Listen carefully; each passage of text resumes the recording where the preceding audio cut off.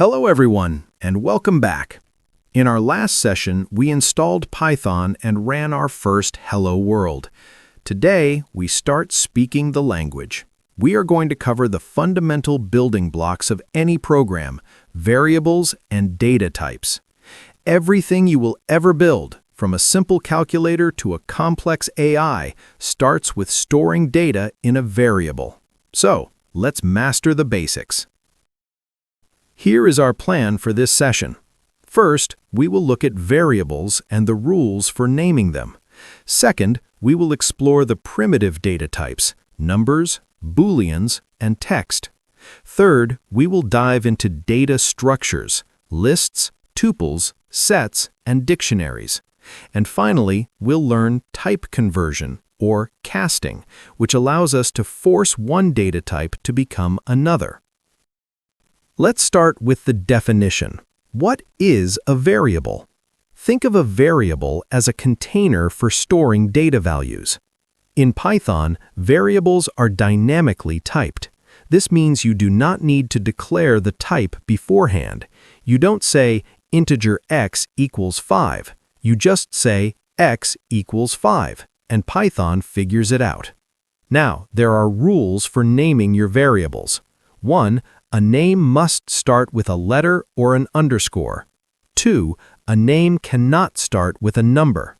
3. Names are case-sensitive, so age with a capital A and age with a lowercase a are two completely different containers. Best practice. We follow the PEP 8 standard. We use snake case. This means lowercase words separated by underscores, like my_variable_name. Be careful not to use reserved keywords. These are words that have special meaning to Python, like false, none, true, and class, if, else. You cannot use these as variable names because it would confuse the interpreter. Let's drill down into the data types. First up, numbers. Python supports 3 distinct numeric types. First, integer, or int. These are whole numbers, positive or negative without decimals. For example, 15 or -5. Second, float.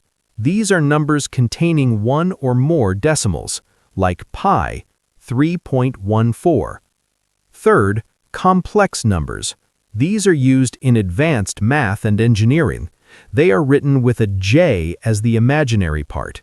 For example, -3.0 plus 4.0j. Next, we have the logic types. A boolean represents one of 2 values, true or false. This is crucial for conditional logic. Important note, in Python, you must capitalize them. It is capital T, true, and capital F, false. We also have the none type. This represents the absence of a value or a null value. It's important to understand that none is not the same as 0 and it's not the same as false. It's simply nothing. Now, let's talk about text, or strings. A string is a sequence of characters surrounded by quotes. You can use single quotes or double quotes. For example, first underscore name equals, quote, Python, quote. We can manipulate strings easily. We can do concatenation, which means joining strings together using the plus sign, and we can use indexing. Since strings are just arrays of characters, we can access the first letter by typing print, open parentheses, first underscore name, square bracket, 0, square bracket, close parentheses. Now we move to data structures. These are ways to store collections of data. The most common one is the list. A list is an ordered and mutable collection. Mutable means we can change it after we create it. We define lists using square brackets. For example, numbers equals square bracket 1, 2, 3, 4, 5, square bracket. Because lists are mutable, we can modify them. If we have a list called nums, we can change the second item by typing nums square bracket 1 square bracket equals 25. We also have built-in methods. .append adds an item to the end, .insert adds an item at a specific index, .remove deletes a specific value, and .pop removes an item at a specific position. Next, we have tuples. A tuple is similar to a list, but with one major difference. It is immutable. Once you create a tuple, you cannot change it. You cannot add, remove, or modify items. Why use them?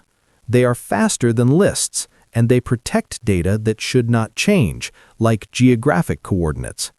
We define tuples using parentheses. Coordinates equals open parentheses 10.0, 20.0, close parentheses. Now, let's talk about sets. A set is an unordered and unindexed collection, but its superpower is that it does not allow duplicates. If you have a list with repeat numbers and you convert it to a set, all the duplicates instantly disappear. We define sets using curly brackets.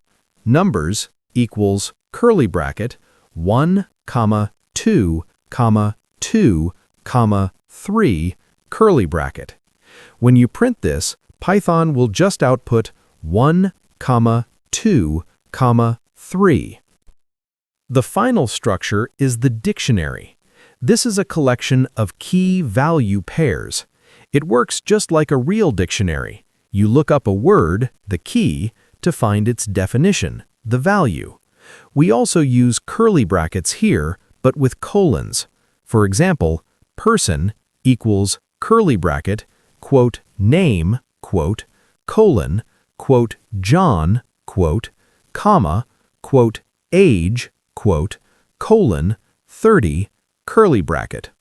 To access the name, you would type person, square bracket, quote, name, square bracket. Finally, what if you need to change a type? This is called casting. We have common functions for this. Int, open parentheses, close parentheses, converts a value to an integer. Float, open parentheses, close parentheses, converts to a float. Str, open parentheses, close parentheses, converts to a string. For example, if you try to combine a number and a string, Python will give you an error. You must wrap the number in the str function like this. Print, open parentheses, quote, the value is, quote, plus str, open parentheses, x, close parentheses, close parentheses. To wrap up today, let's summarize with some best practices. First, variables. Use descriptive names like user_age, not just x. Second, lists versus tuples.